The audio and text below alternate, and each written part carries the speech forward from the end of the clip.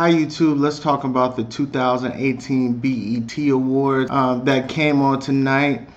Jamie Foxx was the host, Oscar winner, singer, piano player. I mean, he does everything. I thought he would start off with like his big musical number, like Monique was doing when she was hosting the BET Awards years back. But he kind of did more spontaneous things that we're not used to seeing on a BET Awards show format. But I think it was a little awkward, and I think that's what he was going for, bringing Childish Gambino on stage or Michael B. Jordan to say a line from Black Panther. It was so many good moments, but this BET Awards surprisingly didn't pack a lot of superstar power like the big acts like Beyonce or Janet Jackson or even Chris Brown. Or it had a lot of new artists. What I've been noticing they've been doing lately in the last few years is bringing in a lot of new artists to sing songs. There was some impressive things, but I'll talk about that later. I want to talk about the Migos performance. The Migos performance was okay. I felt it was a lot of lip syncing, but in terms of them as a group, their establishment as what they're doing now is they're everywhere. They're on all these songs and they're making a lot of money. They're doing a lot of touring and, they're doing good work, in terms of just the overall feeling of the performance. It was just kind of just a standard performance. It really didn't jump out at me, but I'm sure some people appreciated it. You have J. Cole. J. Cole performed Meditate, and he was, really strong, but I was surprised. I felt like there was a low energy in the audience, and watching it, it didn't seem like people were into the performances.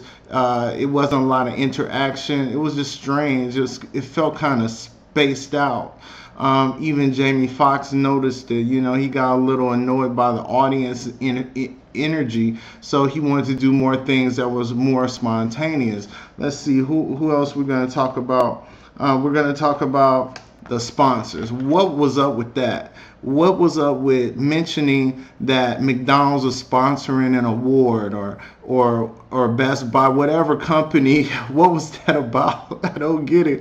They don't do that at the AMAs or the Billboard Awards or the Grammys. I mean, what was that? It just felt ghetto that, best new artist is brought to you by Costco. I mean, come on. Like, what is up with that?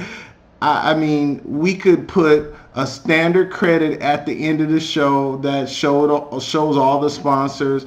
It's not going to make more people go to McDonald's than they already would be going without seeing this show. So we don't need that for our BET Awards. It doesn't have to be sponsor heavy, shout out heavy, to corporate sponsors. I mean, come on.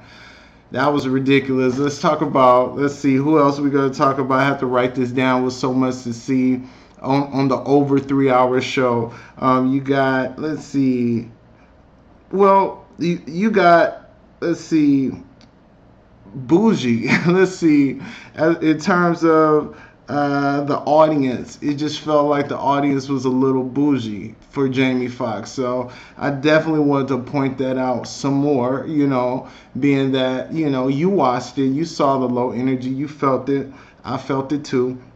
You had Nicki Minaj perform. Nicki Minaj performed Chung Lee, and she was okay. I mean, she performed it slightly better than she did on Saturday Night Live.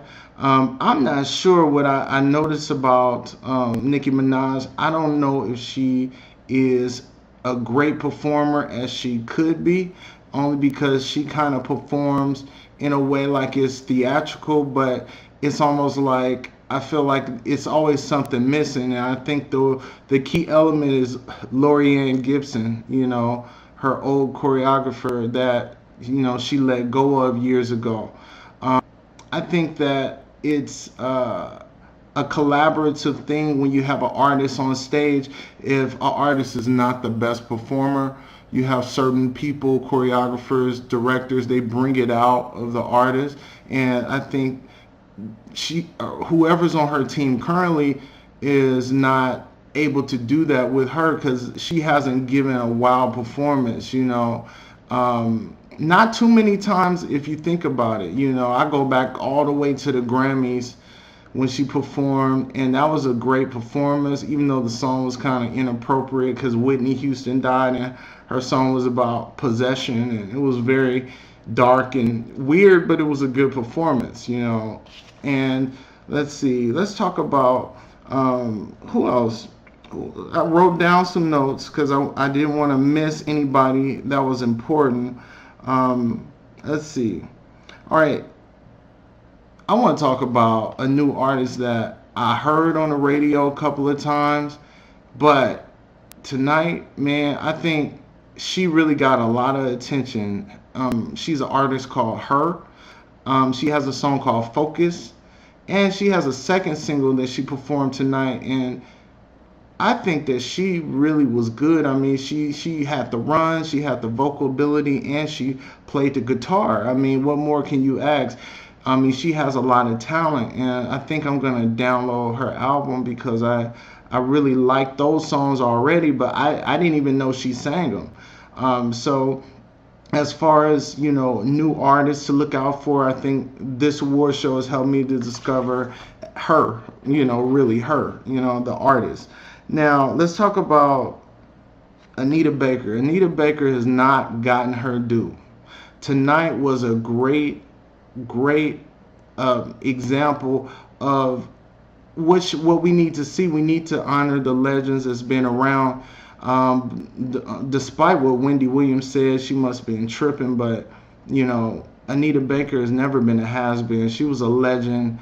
Soon as she stopped performing so much or bringing out albums, she was already a legend. She already set her foot in songwriting, jazz, soul, R&B. She did all of that, and she got her due. Jamie Foxx, man, was amazing singing her songs, and that's what I was expecting from him from the beginning of the show, but he saved it to start on that part. But he really nailed a lot of the songs that he sang as a tribute to her. She was happy with it. You brought out a couple of singers, Lettucey and let's see, Yolanda Adams. Yolanda Adams was amazing, and Anita Baker has not gotten the biggest tributes, on the Grammys or other shows, but she's definitely known as a legend. She's influenced so many artists, and it was good to see her and hear her. I just wanted her to perform. Like, I felt like that was the only thing that was missing, a performance from her. But other than that, it was great to see and look back on her success. As far as the Meek Mills was, I think, had the best performance of the night, only because it was very socially conscious. It was driven by police shootings and chaos, and it was kind of like a theater performance. He had a feature with Miguel, and he was very clear. I mean, he was amazing. Actually, I didn't know he was that good. Like, I'm one of the people that didn't know too much about Meek Mills other than the Drake beef, and I really didn't pay too much attention to him, but he got some skills, man. He's really talented as an artist, As far as, let's see, I'm doing a IGTV, and I didn't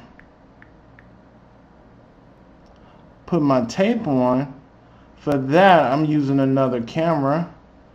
Let's see. Sorry about that. I'll edit this out. Or maybe not if I don't have time. Okay. All right, so we covered Anita Baker, Meek Mills. Okay. Janelle Monáe was awesome. You talk about her album Dirty Computer, and she really impressed me on it. All the songs back to back are nice. I mean, I feel like she resurrected Prince in this album, and she did One of my favorite songs on the album, I Like That. She performed and she rapped better than a lot of the people on there tonight. I mean, she really showed out in terms of her performance, her versatility, and her style. She didn't do too much. She wasn't doing crazy gyrating and all of this stuff like she does normally, which you expect from her, but she was more kind of centered as a full artist representation. Let's talk about, let's see, who else was good? Snoop Dogg was good. Snoop Dogg has a gospel album that's been #1 for many, many weeks, and he has a lot of famous gospel singers. Ty Tribbett was on the song tonight regarding, his relationship with God and all the things that he's been through and how God was there for him, and that he felt like this is the right time to release a gospel album. But he was pretty amazing as well. He was really good in terms of bringing back his old song, What's My Name. Everybody went crazy. He performed and he really put on the show. And it's good to see a legend get up there and people still receive them. And he's not too old, to enjoy the joy that he brought to the audience and the people at home. I got a lot of calls about him because he brought back memories for a lot of people. But overall, the show BET Awards wasn't star-filled like I normally expect, but it was something different about it. It felt more spontaneous, maybe because Jamie Foxx kind of made it that way. He created awkward moments that were definitely the things that people are going to talk about tomorrow. Deborah Lee was honored. I was wondering, because she runs the network, I was wondering why she was honored like this. But after seeing her career and her importance to other people's careers, I felt like now she does deserve an honor for being in the game for over 30 years and running the network and being in charge. She's a woman doing it, and there's not too many women in her position, and she kind of have kept it and propelled the network to higher levels. And definitely overall, the show was, I would say, a B plus. It wasn't the best one I've seen. I still believe that Monique was the best host that they ever had on the show. And it would be nice to see Monique back. Even though she has a lot of controversy, bring Monique back. I'm sure she could redeem a lot of the things or clear up a lot of things that people have misconstrued about her. So you let me know what you think. What was your favorite moments? What did you like about the show? BET Awards 2018. Follow me on Twitter, Facebook, and Instagram.